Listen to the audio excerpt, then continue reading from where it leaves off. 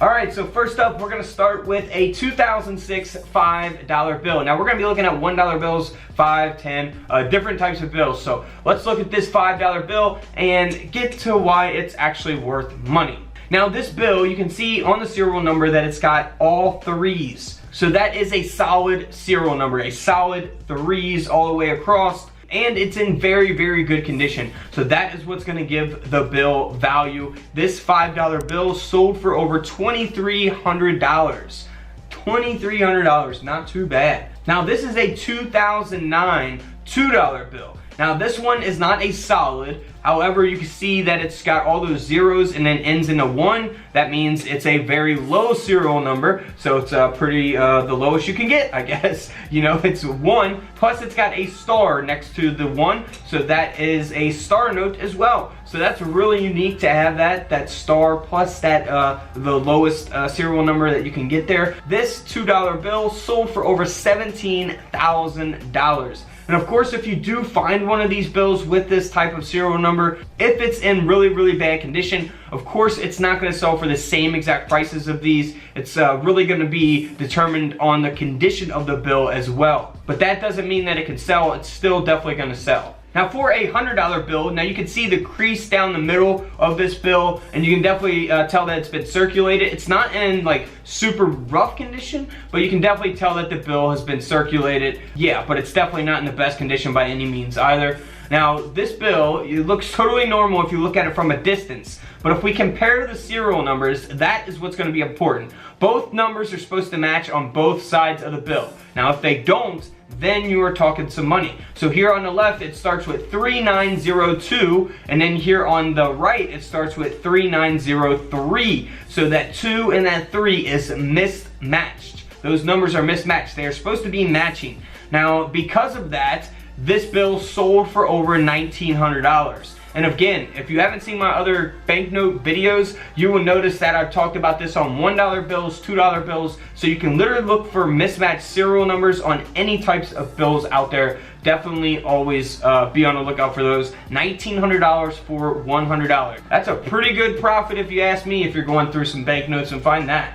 Now, talk about some profit. This $1 bill sold for over $12,000 because it's got the solid 9 serial number. Check that out, man. That is incredible. Now, like I said, $12,000 for a $1 bill. Now here again is another example of a low serial number, a 2003 Federal Reserve note here, and it also has that star note. You can see that someone wrote 50 on it, unfortunately, and it's definitely been a very circulated bill. It is not in pristine condition or anything like that, but the bill still sold for over $8,000. Can you believe that? That is absolutely incredible. Even with the ink mark on it, man, I can't believe someone did that to it. But still, $8,000. Imagine what it would sell for if it was in like perfect condition.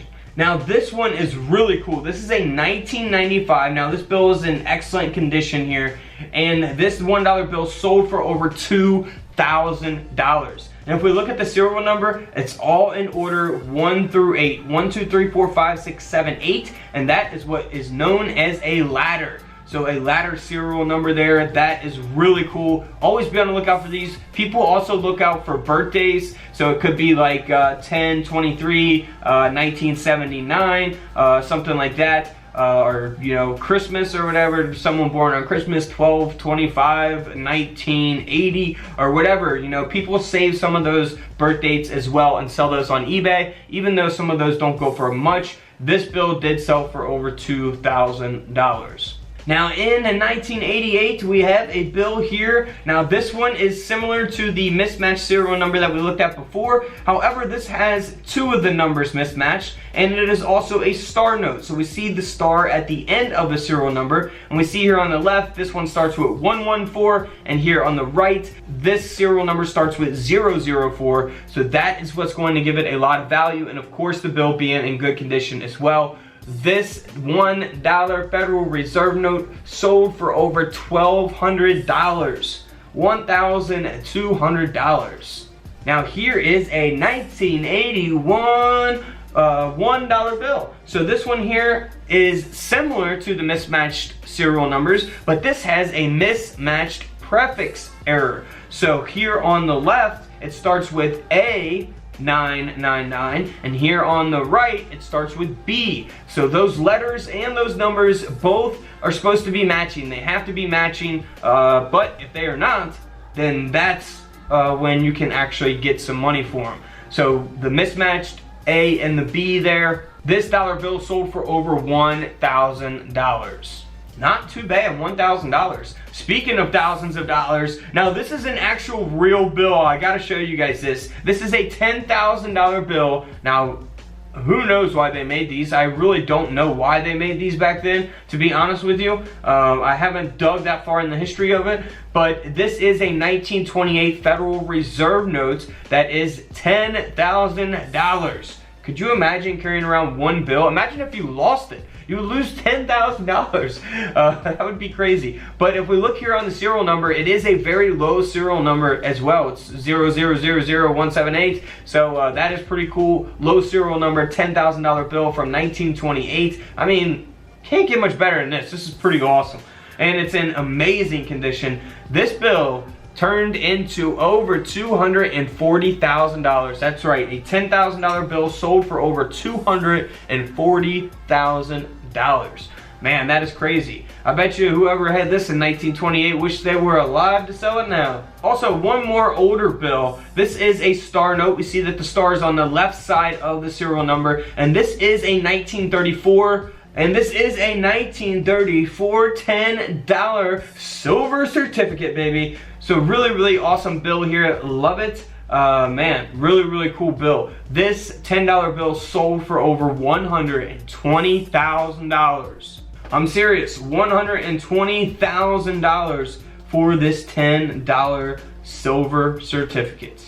Now for this older $5 bill, the 1950 $5 Federal Reserve note, this one here is a star note as well, and this bill sold for over $19,000.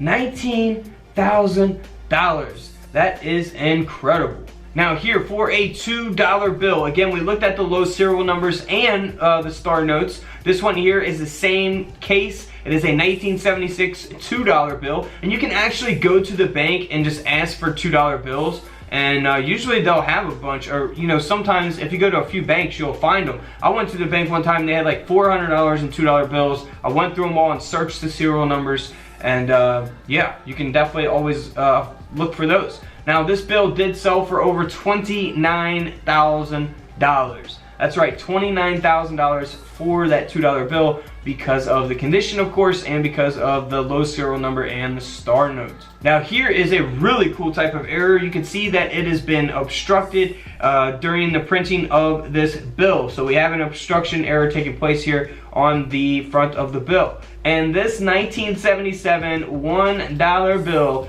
sold for over $1,200. We see here on the reverse, it looks totally normal, $1,200.